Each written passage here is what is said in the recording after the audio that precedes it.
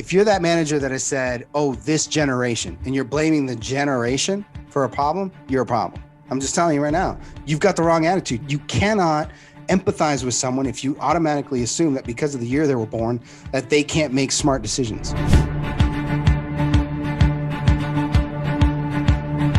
Hello and welcome aboard another episode of the Captain's Lifestyle Podcast. Now, before we dive into today's interview, I want to let you know that this episode is brought to you by the Captain's Lifestyle Program, where we are leading the future of business. Our mission is to help impact-driven entrepreneurs achieve balance and accelerate growth by optimizing their health and productivity.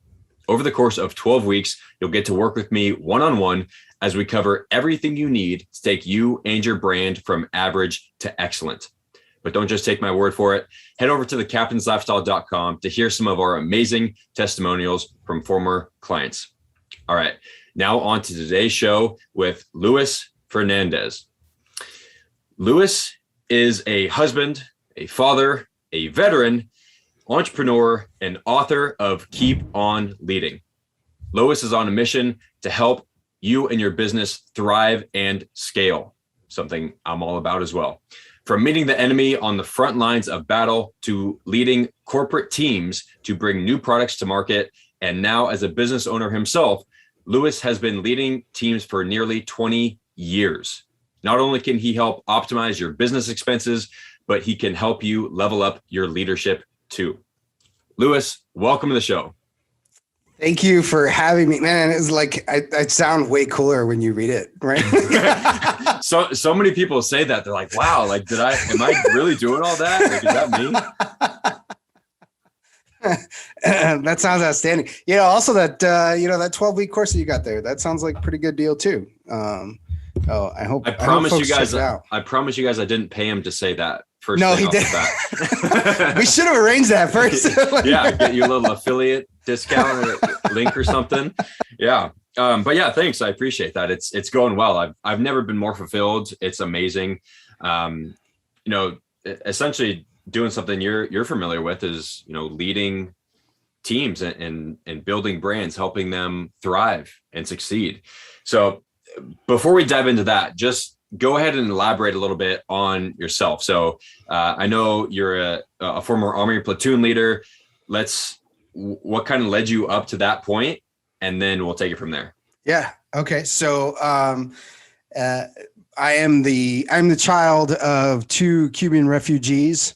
I'm the firstborn here in the United States. And it's relevant to the story because I was in college on September 11th. And was going to drop out of school to go enlist in the military.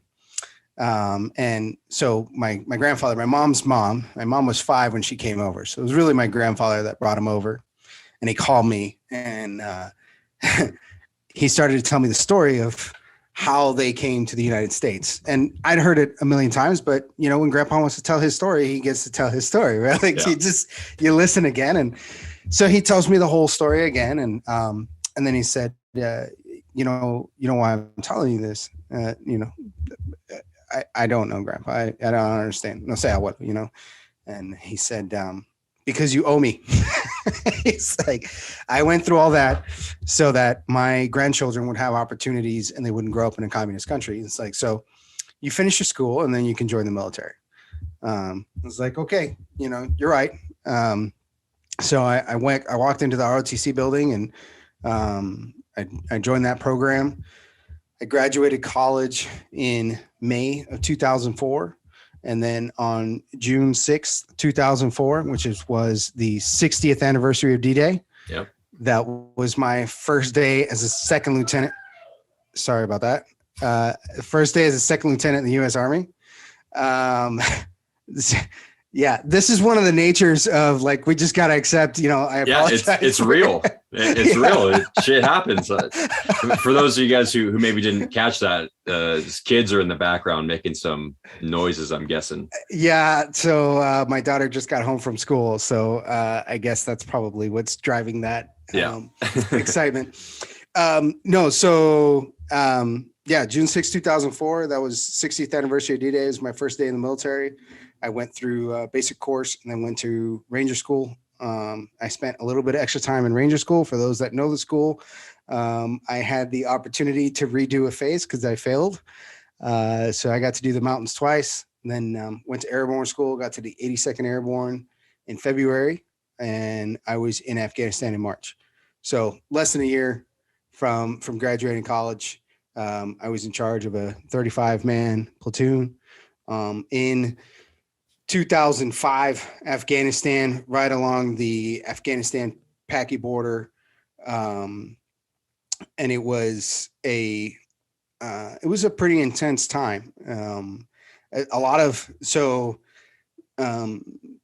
Most folks probably know about the lone survivor, Marcus Luttrell. That happened while I was there. And then there was a team that the unit that replaced us. One of them, he wrote a book about his experience called Outlaw Platoon. I can't remember his name now, but he actually ran for Congress too. So, yeah, it was very intense. It was pretty intense. The enemy liked to come across the border, and they would attack us, and we weren't allowed to pursue them into Pakistan. So it made for additional challenges. The terrain was tough. We lived at about 6,000 feet, and we were getting in firefights at 10,000 feet. And when you're, little guy from Miami, Florida, 10,000 feet is a lot of feet to be underneath.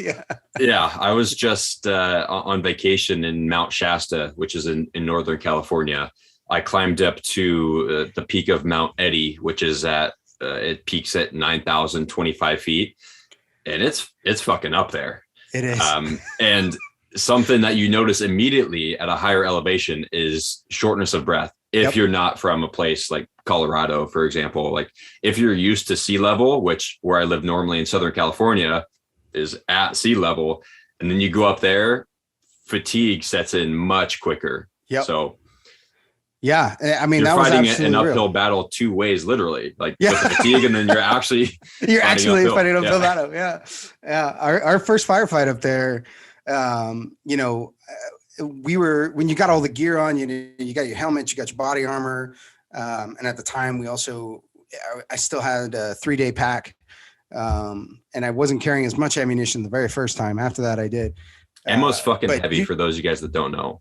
Yes, it is. And the basic load is, it's you were a Marine, right? I was a machine gunner. So that ammo is fucking heavy. The most I ever carried was 900 rounds. Holy cow. That is, oh man. Don't recommend. That's gotta be close to 100 pounds, isn't it? Or more? Shit, my platoon leader would be killing me right now for not knowing it was 7.62. So I think 200 rounds is 14 pounds. Okay. So let me just do quick calculation here. What is that times 5, 4, 4.5? Yeah. So you got like 60 pounds there ish. That's on top of my calculation else. Came out to 128. 128. Okay. So I was like completely 900 divided by 7, which is the weight of 100 rounds. Okay. There you go. Yeah, 128 on top of the flak, on top of everything else. Yeah. Right. Yeah. And we were in Yuma, Arizona, which is hot, and there's hills there. I wouldn't call them mountains, but climbing up the hill is not fun. Yeah. So, I mean, our first firefight, we only carried basic load. We did everything kind of like Army style, and very like by the book, which makes sense in the beginning when you don't know the enemy, the terrain or anything. But we had been in country. So that was in June. So we'd been in country only a few months, and we ended up getting surrounded and outnumbered. And it was just like, I remember I was walking and bullets are zinging past my face and popping around the ground, and I simply could not run. And it was like, I still feel like I have this memory in my brain, which is almost like a gift that repeats. And I see me looking down at my feet and thinking, you need to run, and seeing like the rocks pop up at my feet and just physically being unable to do so. Couldn't speak. Like I couldn't even breathe. I remember like breathing in the IBA, the body armor, my chest would touch the body armor, and I felt like I just couldn't get enough air. was like, short breath. I feel like I need to breathe now, just telling the story, like, like that, like I was being suffocated and, just like everything that could go wrong that day did. We were carrying too many things that we didn't need for that. We weren't carrying enough of the stuff we did need. Because, we basically ran out of ammunition. And it got to the point, like we weren't shooting unless we were positive we could hit the target. Like I was looking at guys and I wasn't pulling the trigger because they were moving and I wasn't sure I'd hit them. And it was like, I've got 12 rounds, right? Like each one needs to count. And then we lost radio comms. So I couldn't get any support folks, just from where we were with the mountains, the way the mountain range works.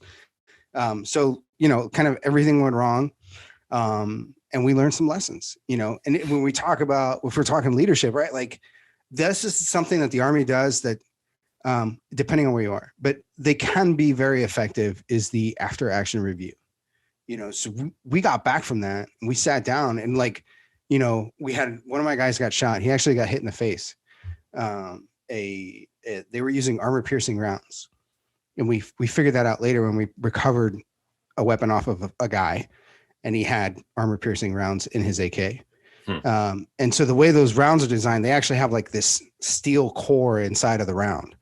And so, the jacket or whatever will break the armor and then that steel core will go through and that's how they pierce the armor. And so he got hit by one of those in the back of his cheek because I said we were surrounded, right? So it came in through the back, came out the front, missed all his bone, missed all his teeth. It just got his cheek. Yeah. He's got like, it almost looks like a little cigarette burn on his cheek. You can barely tell that he'd been hit. Wow. But he was gone. So we like got everybody together and was like, okay, what went wrong? Like, what do we need to do to make sure, we didn't lose anybody, God willing, and I think we took out, so it was like, there was 9 of us, we killed 9. We were in fighting somewhere around 25 to 30. And so it was like, okay, what are the things we need to do? We talked about adjusting the guns. We talked about, carrying less weight, carrying more ammunition, more water. And then one of the things we talked about was PT.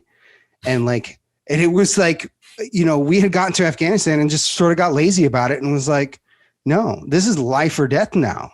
PT is physical training. Yeah, physical training. Yeah. And so we started, when we weren't on mission, we were running. We would go out and we would run. You'd take a rifle and a magazine and you'd run the mountains. Now you stayed pretty close within the base. I mean, we're, within, 400 meters or so from the base, like a half mile. But we would run the mountains. And by the time we left, we were keeping up with the enemy. They stopped fighting us. By the time we left there, they wouldn't get into a fight with us. They'd see us and we wouldn't get shot at. And then units behind us would. But we were fast. We carried less weight. We carried more ammo. And so the point of that is to say that really understanding and being willing to say, here's what I did wrong. Everybody, right? Like every person in there was like, this is what I did wrong. And this is personally what I'm going to do to fix it. I screwed this up. I'm going to fix this. Right. And we all were honest about that. Me included, the most senior ranking member was like, here's where I went wrong. I started carrying a radio with me after that. Like I had an RTO as a backup, like a radio operator. So he carried a radio. I carried a radio. The Forward Observer carried a radio. We had 3 freaking radios every time we got off the truck, and power amps in the vehicles. And I carried a satellite radio as well. I carried so much crap, and I had water, ammunition, and radios, and that was it. It was like, I'll eat when I get home. Like I can go a week without eating. Yeah. Yeah. So you guys are probably wondering how this all relates to business. And let me tell you, if you're not familiar with leadership and you're running a business, or you're trying to lead by any capacity, you should familiarize yourself with leadership and how military leadership specifically transfers over into the civilian world, into business. And leadership is one of the Captain's Lifestyle program's core values, because it truly is that important. Our purpose is leading the future of business. You have to be a leader in order to make change in the business world and to create an impact. And I really like the way that Colonel Brandon Teague put it for your forward for Keep On Leading. So do you have a copy of that close to you? Is that something you'd be able to read off? Because I think this basically sums up what we're going to be talking about the rest of the podcast. Yeah. What part? The forward. The whole thing? You want me to read the forward? Yeah. Takes what, like 2 minutes? So Brandon Teague, by the way, was my boss. He was my first commander in Afghanistan. And this guy earned a Silver Star while we were over there, which is the third highest award for valor. So it's the Medal of Honor, Distinguished Service Cross, and Silver Star. Amazing dude, and truly phenomenal leader, which it makes sense here. So he says, being a leader is one of the most professionally rewarding things that a person can do in business or the military, but it can also be one of the most frustrating if gone about in a way that is detrimental to the organization. I have been a professional leader for almost 30 years in the U.S. military and have been in numerous situations that call for a brand of leadership that most read about in history books. When lives are on the line, you must be the best version of yourself, as the consequences for failure are potentially catastrophic. Being a leader is all about taking care of those that are in your charge, whether that is in the military, business, school, teacher, first responders, or just your family. We all have an obligation to be a leader at some point in our lives. The one thing that has always brought me through the hardest of leadership situations is knowing that I'm being counted on by those around me to take care of them. We owe our subordinates nothing else. Being a leader is by no means easy. It takes a certain dedication to being better than others, both in your professional and in your personal life, as they all intertwine and will set the stage for success for you, your subordinates, and your organization. In this book, Louis takes you through many different scenarios, both during his time in the military and in business, and gives you simple ideas and techniques to become the best version of leader you can be.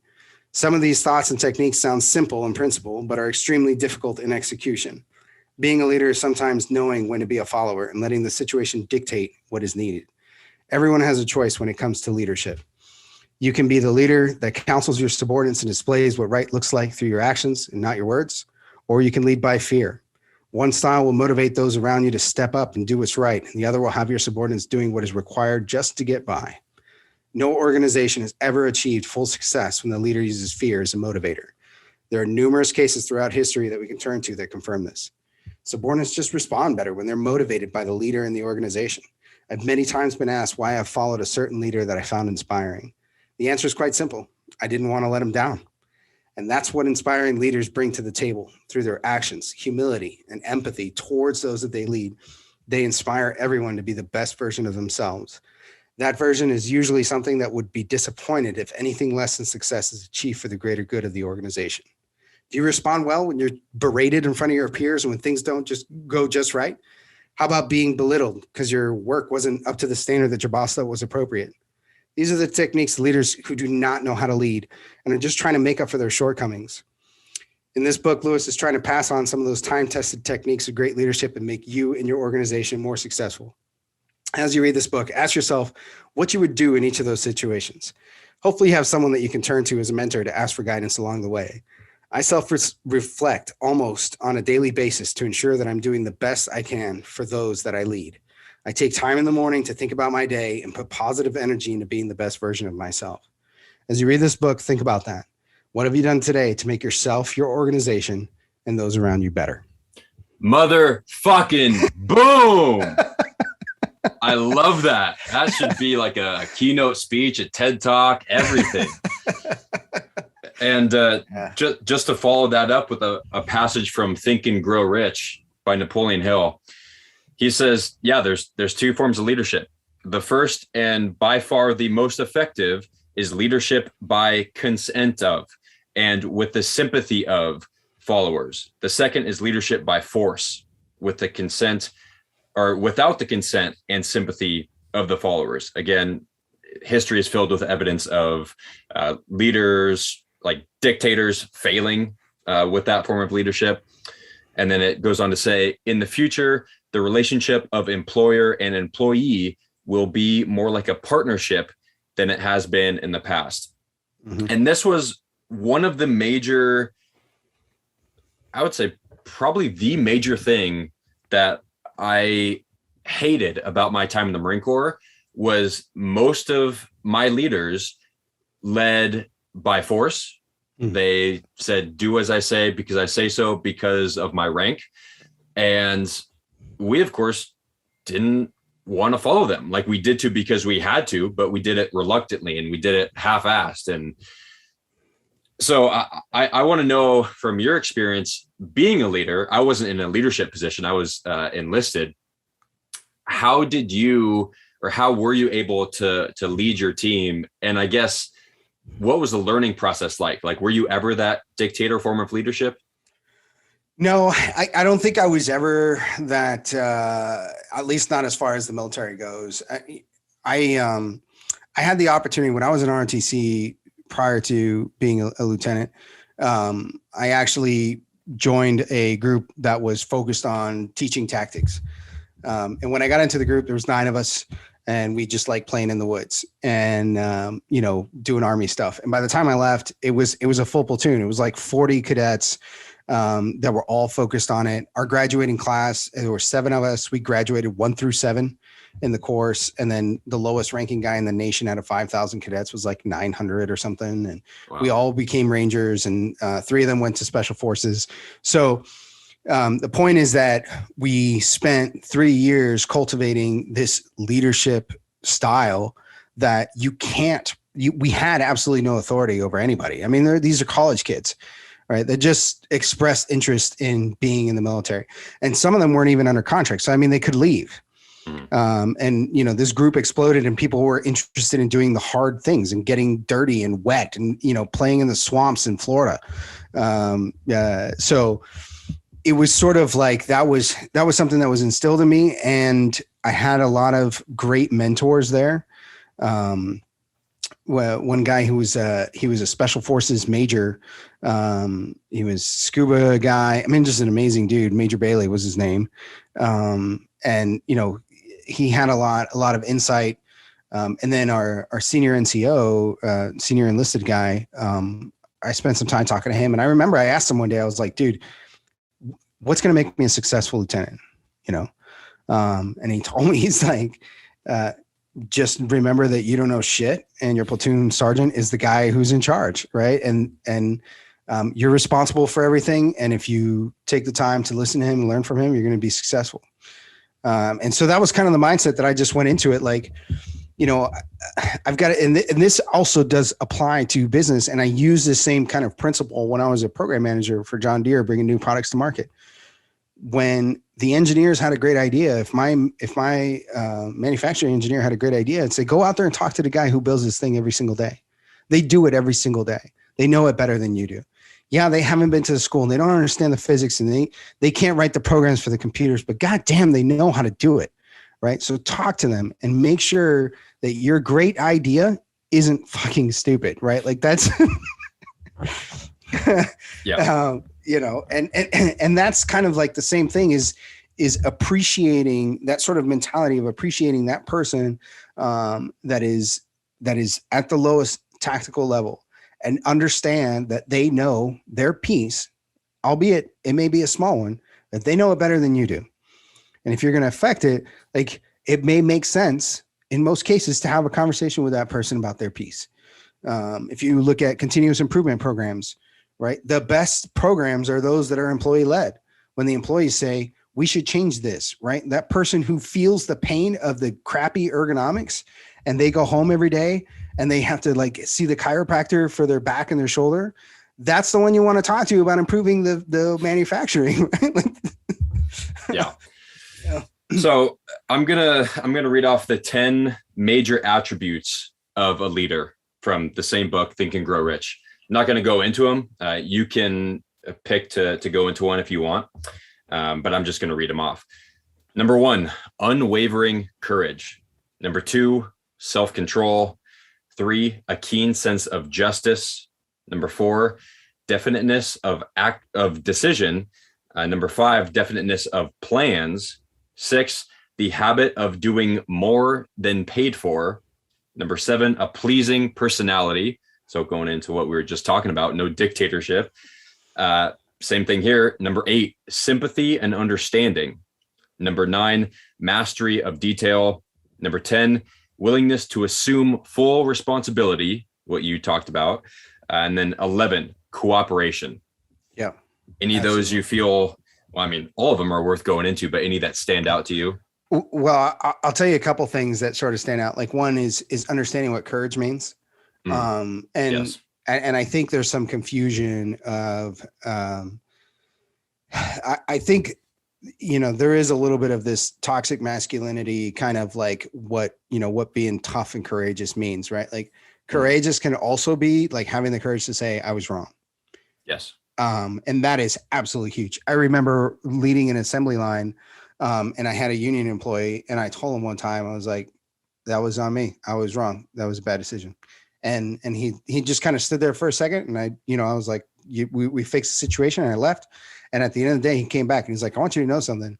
I've been working here 17 years. I've never had a manager tell me that he was wrong. It was like, you're the first one, right? Like when I went back to that dude later to ask him for something, how much do you think that guy is going to trust what I tell him? Right. Yeah. And he's also going to trust that if it is the wrong decision, that I will admit that it was the wrong decision. Right. Yeah. And that's Jocko Willink's whole thing, extreme ownership. For those you don't know, Jocko Willink was a Navy SEAL, platoon commander, I believe, author of Extreme Ownership.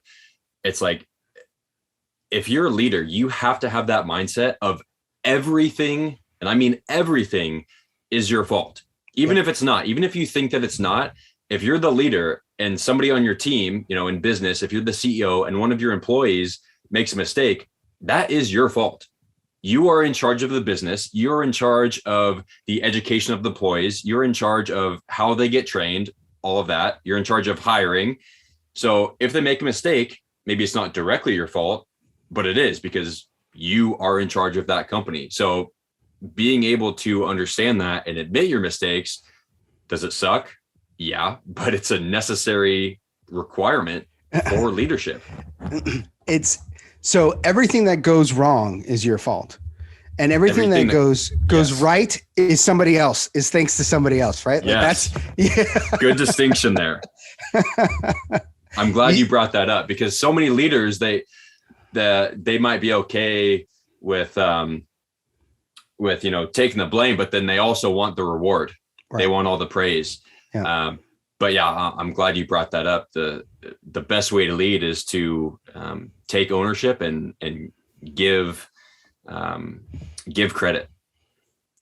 I think people, like, for the person who hasn't clicked yet, right?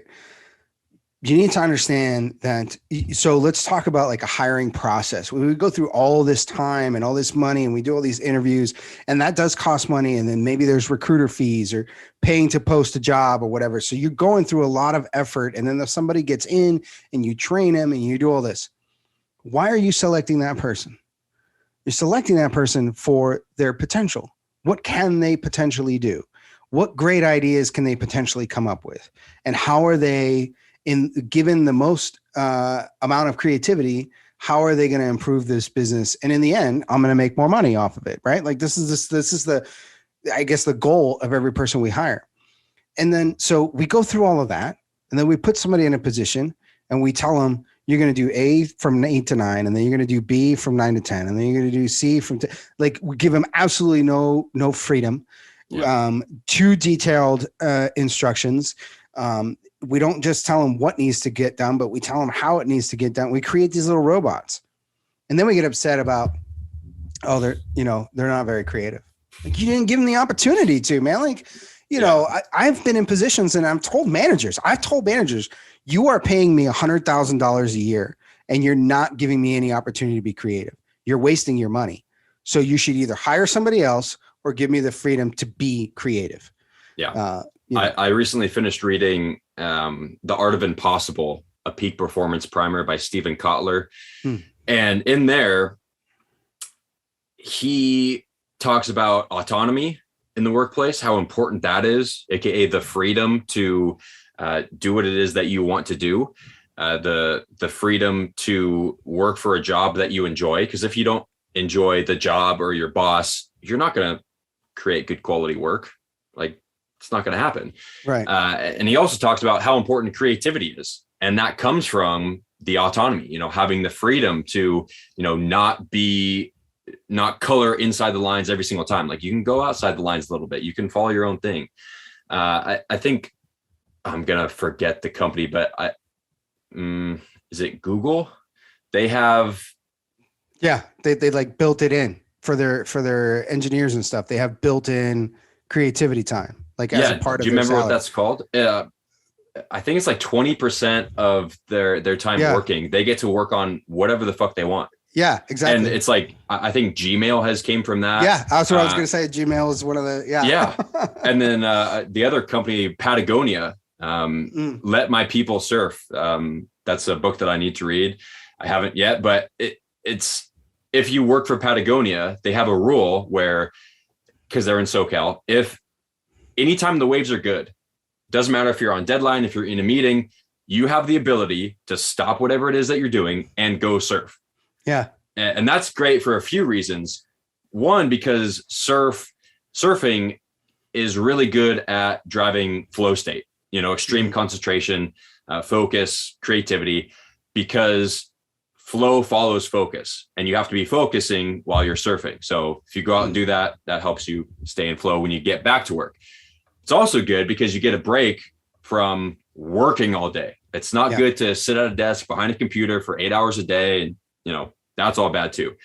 And that's also healthy because you're exercising, you're connecting to nature. So you're relieving stress, and you're in the water, in the sunshine. That's amazing. There's a reason why they're one of the best companies. Go for it. I'm going to tell you, you're also going through the customer experience, right? So if you take the time and live, we talk about deep customer understanding. This is also a leadership principle, is being able to empathize with somebody else. And so if you do that, right, like your customer are the people that you lead. So those people that are out there surfing are experiencing what the customer is going through, and whatever the challenge may be that's what's going to spark that creativity. I went and worked on a farm when I worked for John Deere. I spent, I don't know how much time, like a week as a farmhand in January in Iowa. Okay. Like, it was terrible. Right. But going through it and like sitting there and figuring out how to like deal with these cows and stuff was like, hey, what we need is we need a nep rat removal system. And we need like all these different projects that came and products that came out of 1 week, living this experience and saying, okay, in our systems, we need this lever. This is too high, or this is too low, and this doesn't fit just right, because if you got a buddy, so sending your people like go surf when so many of your products are being used by that person, that you're going to get off and be like, what we should have, it would be great if, right. So absolutely. There's a lot of benefits to that, and spending some time. And if you want to do the same thing as a leader, if you lead an assembly line, go work on an assembly line if you can, right? If it's not a union thing, but if you can, go work on the assembly line. Yeah. Just spend a day, clear your calendar, spend a day and go work on the line for a day or two or more, and then just go through your customer experience and understand, okay, what are some of the challenges that they're going through? And, what are they talking about? That show Undercover Boss, right? Like, that's what they're doing, is they're going down there, and then all of a sudden their eyes are open to all this stuff. I had no idea this was going on in my company. Like, guess what? Which is ridiculous. Yeah. As a CEO, like as the founder or CEO of a company, you should know what the fuck is happening at every level. Like, that is your job to know that. Unfortunately, some of that stuff gets hidden too, and I've had managers that are like, oh, the slide just needs to be green. Like, why? Why does the slide need to be green? I'm not going to have a green slide. I'm going to have a problem. And I'm going to highlight it. It's going to be bright red. And I'm going to talk about it, by the way, because I don't get to be in front of the director or the vice president very often. And I want them to know the issues that I'm having. Right? Like, why are we hiding problems? And so, if you are, but the reason that happens again is the leader's fault. Okay. Yep. Because if every time a problem is highlighted, you come down on somebody, they're going to hide the freaking problems from you, they're man. not going to let it come to you with anything. No, bad news does not get better with time. So if you create a culture and an environment where people are afraid to give you bad news, then by the time it comes to you, it's going to be too late to fix it. That's on you. And I'll tell you right now, if you're a leader and every time you're like, every time I get a problem, it's this massive chaotic thing and I'm dealing with these huge issues, that's your fault. Because you created a situation and environment, and your response when those problems are like this massive world-ending thing, and you have this massive response, that drives people to not want to tell you, and they're going to sweep shit under the rug. And the next time it's going to be, a lawsuit, and that's on you. Yeah. So on this note, let's talk about communication. Yeah. Because communication, it's so fucking important. It's one of the pillars one of the pillars in the Captain's Lifestyle program, communication and relationships, because those are both intertwined. And when people, I think sometimes when I say relationships, people just automatically assume like personal relationships with your wife and kids, which, yeah, absolutely. That's an extremely important part of relationships, but it's also relationships in business, relationships with your employees, your business partners, clients. And that is all predicated on your ability to effectively communicate information. Almost every single problem you're having in business or in your personal relationships probably comes down to some misunderstanding or lack of communication. So you want to touch on your thoughts on how to communicate effectively? So I actually learned this one from a pastor he gave a sermon with his wife. And they talked about how they argue, like they have a method for their arguments. And one of the things that they do, so like I had been doing similar, but I didn't quite have it spelled out. So I'm just stealing it from Pastor Marty at the bridge in Ottumwa, Iowa, by the way. So shout out if you're listening. Shout out. Yeah. And he said, when my wife and I have these arguments, one of the things I have to do is you're not allowed to give your side until you can effectively communicate the other person's side. Right. So you are upset because XYZ. Is that correct? And when they say yes, then you're allowed to communicate your side. And I think that so much of that is lost today in all kinds of different mediums of information that we consume. And I say it very vaguely because I mean it vaguely. I mean, everybody. I mean, whether you're on social media or you're watching the news or even political debates, like none of it centers around understanding what the other person is saying. Or we're trying, like you go on YouTube and it's like, liberal owned or conservative owned or atheist owned or Christian owned. Like, what does that do to move us forward in achieving understanding? And if that is the mentality that you're going into as a leader, who's going to get owned? You are going to get owned, because that's how you're approaching things, and people will shut down and they won't talk to you. They won't highlight problems, and they're just going to be these little robots that will do. What happens is you'll have a little bit of success, and that's going to be that false sense that you're doing well, because people will do what you tell them. The fear-based manager will have a slight uptick, and then it's going to flatline, because people will pursue the behaviors that's going to keep them out of the limelight. Yeah. They will not be creative at all. They will not move things up at all. And the other thing they're doing that they're not telling you is they're dusting off resumes and they're finding another place to work. All right. And then you see this decline. And then it's, oh, why is our turnover rate 50%? Because your freaking manager is driving people out of here.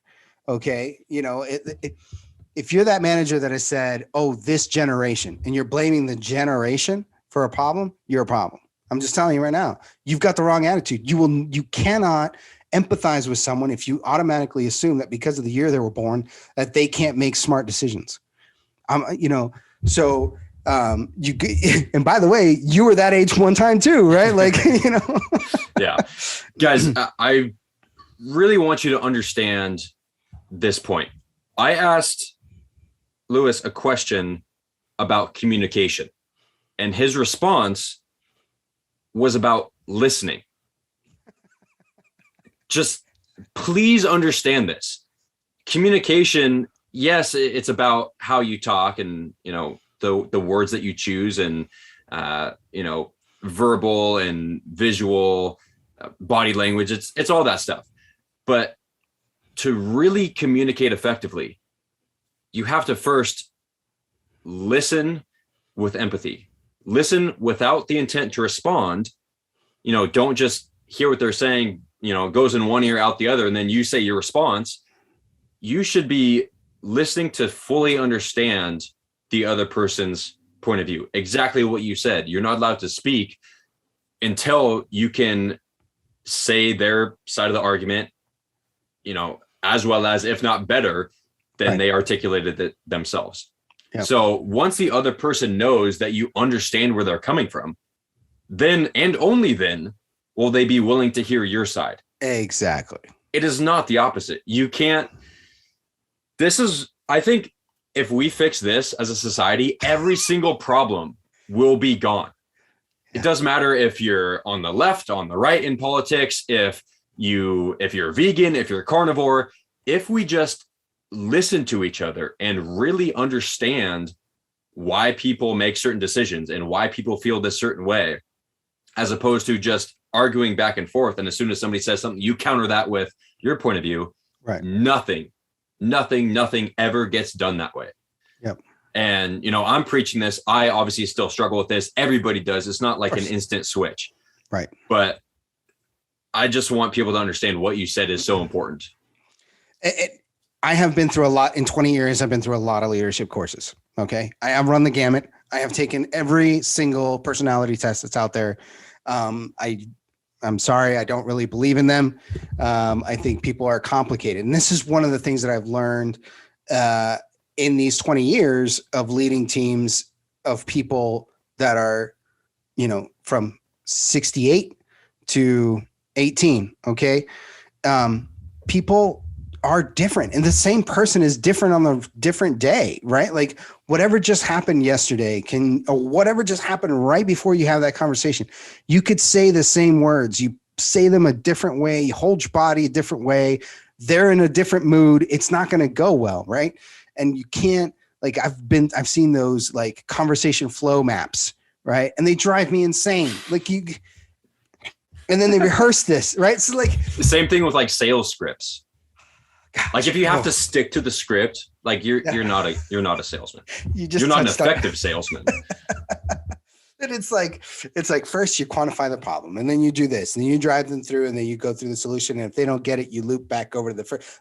I can guarantee you that's not how the conversation is going to go. Yeah. I just promise you. And then everybody rehearses it, and we all play these roles that, and of course it all goes exactly as planned. And the like those videos that you see of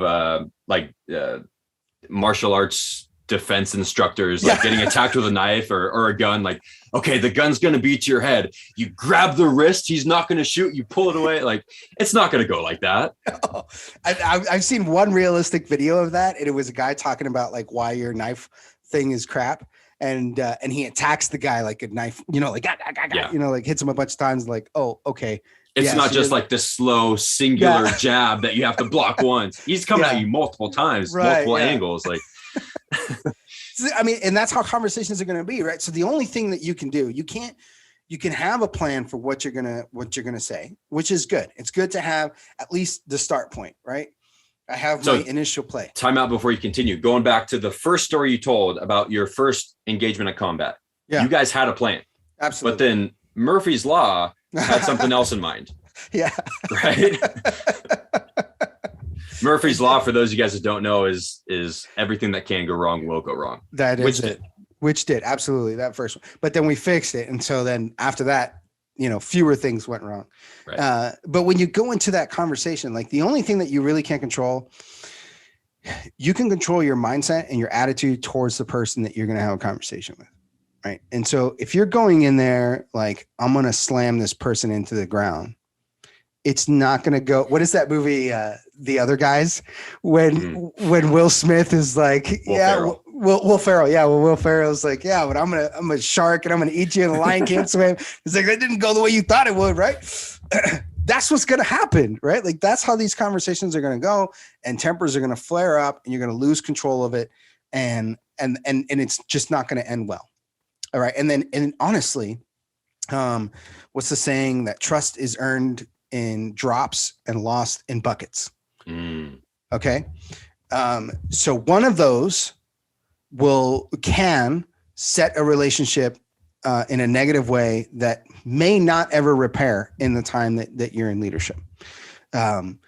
So what you can control is like, I can control my attitude towards this person. I can control how I'm going to respond to their attacks, because they're going to come, especially if it's a negative thing, right? So I'm going to be calm. I'm going to let them know, like things are okay. And then I'm going to try and focus on being empathetic to their position and understanding it. And that's the end goal, right? Like we want to achieve that. So if you always are approaching your conversations that way, and in the book, I talk about some behaviors and things that you can do to kind of train yourself, right? Like we talk about, if I'm having a conversation, like if I sat back on this interview, like here in this chair, right, like I'd be really low energy, right? So how I hold my body and how I sit, right, that's going to change. They tell you to smile before you dial, right? Yeah. So you know the statistic, like I'm just going to make numbers up because I forget, but it's like only 16% of what you say, gets heard. 20% of your body language gets absorbed, but I'm butchering this bad. Yeah. But are you familiar with that? Yeah, I've heard it. Yeah. And that's the principle. Yeah. It's what you say, how you say it. And I think body language is the most important. Like, when you're talking to a dog, you can say the meanest fucking things to a dog, but if you're saying it with a smile, like they don't know any better. They don't know. Yeah. It's not quite like that with humans, but like you can get away, and I shouldn't say get away, but your point will be able to be better received if you say it with, the proper body language, as opposed to, if I just recorded the podcast like this and, it's like, nobody's going to fucking, listen to that. Like that's, the thing you also need to remember is that you never know when you're going to have that conversation. You could be going to the bathroom and you're going to get stopped and have a conversation. And that person may have been thinking about talking to you all day. Yeah. And you don't know how they're going to come at you. And maybe you just got off a crappy phone call. And this is, by the way, the burden of leadership. I'm sorry. This is why you have a nice title and a nice paycheck. You have to always be on. You're on 24/7. It is a lifestyle. It's not a job, because that phone can ring at any time. And it doesn't matter if you're just fighting with your wife. You better take a breath, calm yourself, and answer the phone, and be ready to receive whatever bad news, because there's always going to be bad news, right? I have the perfect story for that. Oh, do you? Are you familiar with Gary Vee? Yeah. Okay. It sounds like you are, with all the talk on empathy and leadership. So he got it from me. Nice. Love it. So there's this video of Gary getting prank called at like 2 a.m. This person found what hotel Gary was staying at, somehow got the number to his hotel room, and got the call through to Gary at like 2 a.m. and they recorded the conversation. And it was a prank call at 2 a.m. Any normal person waking up to that would probably be pretty angry. You interrupted their sleep. Gary's probably got something important the next day. Yeah.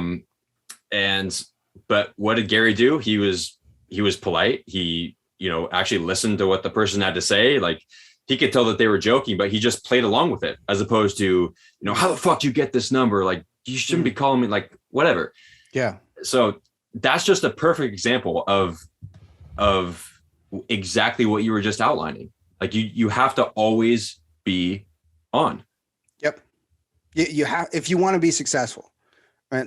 If you don't like anything of this and you just want to like smash people into the ground and drive them, like, just be ready that, your teams are going to do the absolute minimum to not get in trouble. A. B, you're going to spend a lot of money in turnover. So you're always going to be training people. And by the way, if your turnover was right now today over 10%, it's you. You got a problem, or somebody in your organization. You know, I've had organizations that I've talked to that their new employee turnover was 50%. 50% of new employees left. I went and look at their managerial staff and was like, this is what's going on.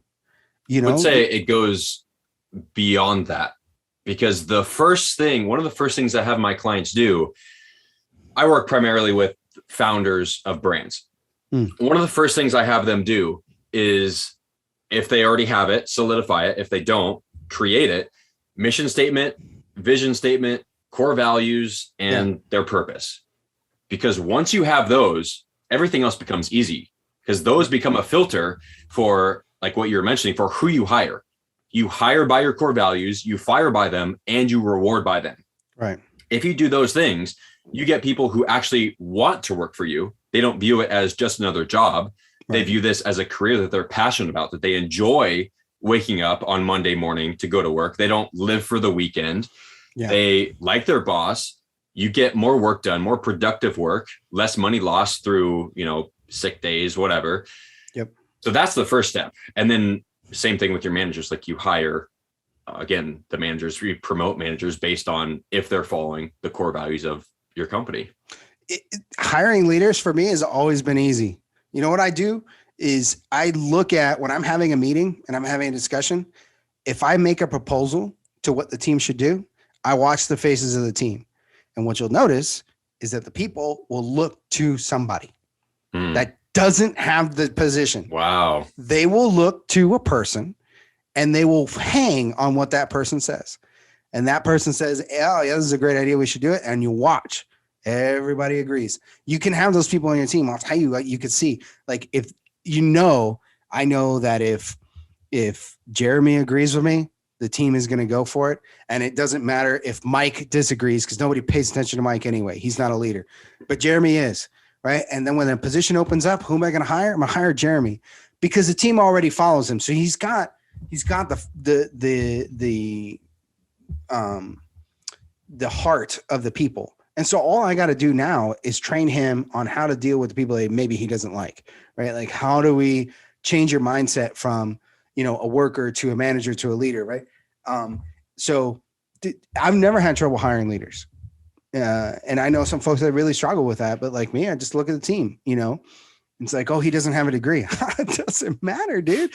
Everybody's following him already. So you're just going to give him, like, you can put somebody else in the position. They're still going to have to go through Jeremy, because that's who everybody's following, Yeah.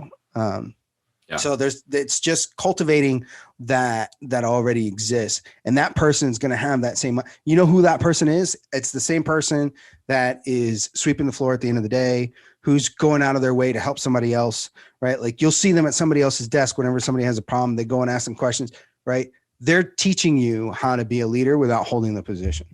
That goes back to number 6 of the major attributes of a leader, which is the habit of doing more than you're paid for.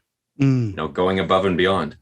Louis, we're getting a little long here, but I'd be remiss if I didn't mention this on my podcast. Again, this is a passage from Think and Grow Rich. Industry calls for new leaders. The old types of leaders thought and moved in terms of dividends instead of thinking and moving in terms of human equations. So this is an example of companies who are only focused on the bottom line. It doesn't matter if they have to, fire employees fire employees, cut their pay. They don't care as long as it, benefits their profits. Continuing, the future leaders in industry to endure must regard themselves as quasi-public officials whose duty it is to manage their trust in such a way that it will bring hardship on no individual or group, and I'm adding here the environment, exploitation of workers, and I'm adding also the environment, is a thing of the past. Let those who aspire to leadership in the field of business, industry, and labor remember this. Yeah, absolutely. The other thing is that on top of that, the reason why things were changing even when he wrote that book, and today it's even more so. So what you got away with in 1995, you cannot get away with today, because we have this thing called the internet. And there's also this program called Glassdoor, where people can go in and put reviews, and you can't control what they say. Mm-hmm. And you can say that, oh, those reviews are just disgruntled employees. But if you're smart as a leader, especially, yeah. And you will look at that and you'll say, what's going on in my organization? Where are those reviews coming from? What do they have in common? Where are some of the areas and that's where you need to go and fix. The thing is, if you have a crappy hiring process from the start to finish of, like I got to put my resume in, and then I got to type my resume in, and then I got to put a cover letter in that nobody's going to read, and I go through 6 rounds of interviews. And then, finally get the job. And then if that's the first impression that somebody's going to have. And then they get in there and they have a bad manager, right? So what's going to happen is you're driving away great talent. So your extreme high turnover is forcing you to create more and more processes and more bureaucracy that limits creativity, that limits the ability of people in your organization to do great things. And you have to do it as a necessity because you can't keep people long enough for them to be creative because you got a crappy environment. And so you have to really consider that the information is no longer imbalanced. Your candidates have the same information that you do about your organization. I'm sorry. So if somebody's applying for a job and they're really good, a shit hot employee, they've already got a job. They're applying for a better job. They've already looked at your company. They know what you build. They've got ideas on how they can do it. And if you give them a negative impression, they're not going to come to you. So not only do you already have all these other problems with the high turnover and everything else, but you're also not attracting great talent anymore, right? Like this is the most ridiculous losing mentality.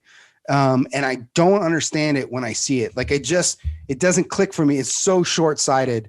Yeah. I'm just going to look at the 25-meter target and watch my competition blow right past me. There's a reason why the purpose of the Captain's Lifestyle program is leading the future of business, because this is where the future of business is going.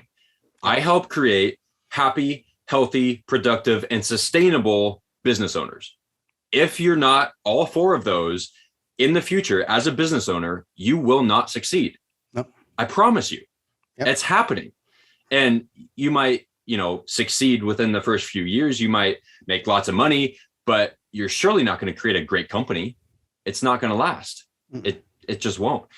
Consumers are starting to become aware of their buying decisions. So, I mean, we have that information, and it becomes more important also by the way the richer a company gets, or the richer a country gets.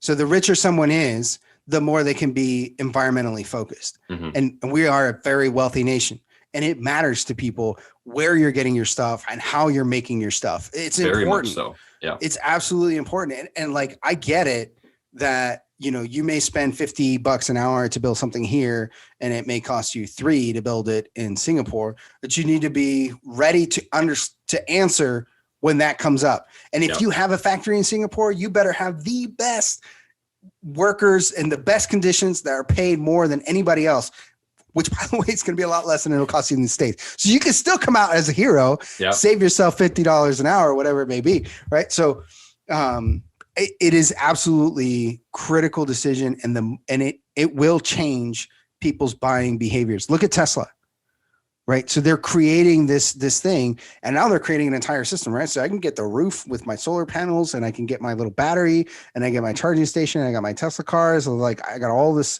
people are buying the brand, and it's the most valuable car company right now. Mm-hmm. And with a fraction of the sales of GM and Ford and all this, what is that telling you? It's telling you that it matters to consumers, that even if I can't afford a car from Tesla, I can believe that in the future I will be able to, A, and B, that company is going someplace. And Ford and GM is just, they're going to give me another F-150. Yeah. And it's not, I'm going to get 18 and a half miles a gallon now. Yeah. The sooner you catch up or catch on to this, the better off you'll be. I promise. Well, Louis, we could talk for hours, I'm sure, on these topics, but you plugged me in the beginning. So go ahead, plug yourself. Where can people find you? Where can people buy your book? All the good stuff. Yeah, so I'm primarily on LinkedIn. That is my social media home. I found it to be the least toxic place for me. And so you can find me on there, Louis J. Fernandez. If you want to get a hold of me. The book is Keep On Leading. It is available on Amazon. So you can reach that there. And if you're a business owner that wants some help, not only can I help you with the leadership stuff, but I also do some cost reduction consulting work. And if we can't save you money, we don't get paid. So real easy deal for that. Sounds pretty good to me. Yeah. How could you not? Right. Some people still say no, man. Well, yeah, I mean, this has been fantastic. Again, leadership is so fucking important. There's so many takeaways from this podcast. But I want to thank you for your time, for coming on the show and spreading your wisdom from military leadership and now into business leadership and how that all translates to better business. So, Louis, thanks again for being on the Captain's Lifestyle Podcast.